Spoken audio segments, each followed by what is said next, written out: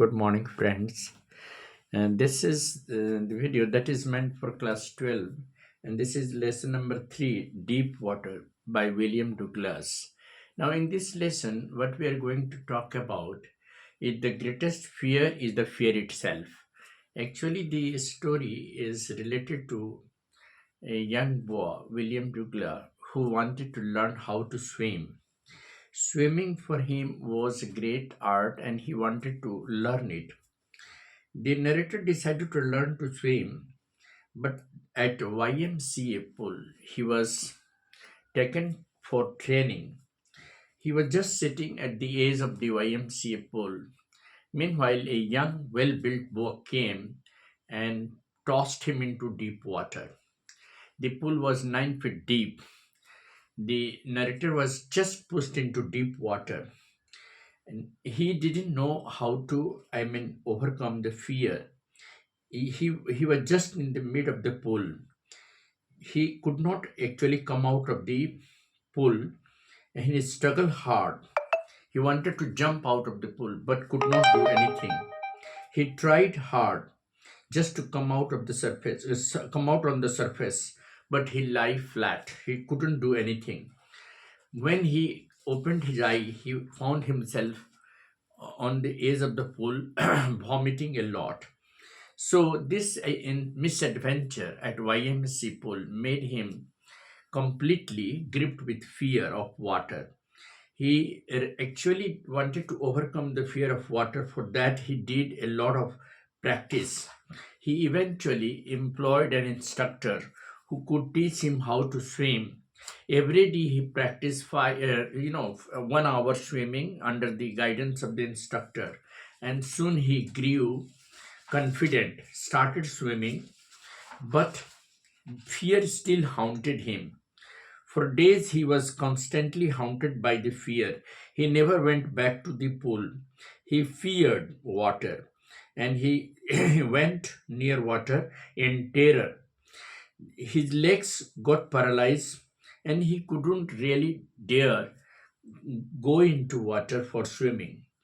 He got an instructor. The instructor took him to a pool. He made him practice 5 days a week.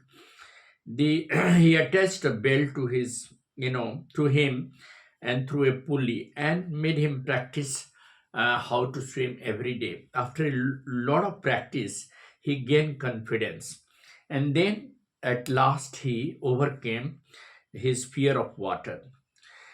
His last test was when he wanted to swim across the lake. It was a unique experience. It felt a deep imprint on his mind, and he could just forget the incident and jump into the lake and swam 2 miles. So this story teaches us that if we have determination, if we have real determination, we can overcome the fear. And the greatest fear that we fear is the fear itself. Some of the questions that we can discuss. Why did Douglas grow panicked? The pool was 9 feet deep.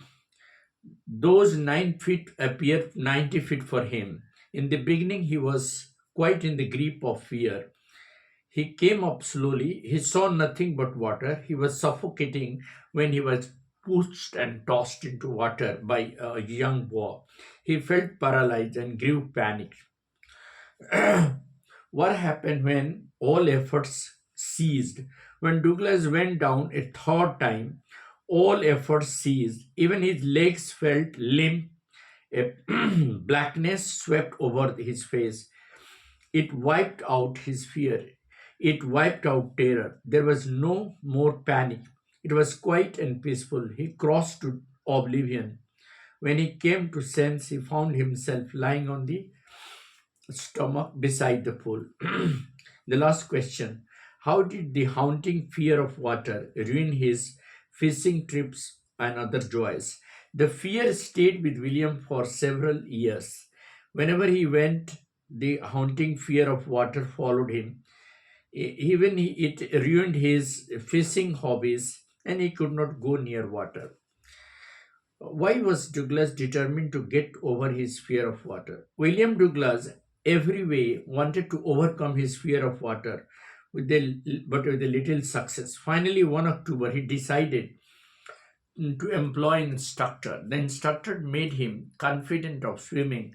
After several months of practice and training, he overcame the fear of water, and he got to succeed in swimming across the lake. His final test was when he crossed the lake 2 miles away and finally made a conquering effort to swim across the lake. This was the most historic event in his life, and he could overcome his fear of water and proved himself to be determined, bold, and confident. That is how William Douglas proved that the greatest fear that man fear is the fear itself. And that is what I wanted to emphasize. Thank you. Have a nice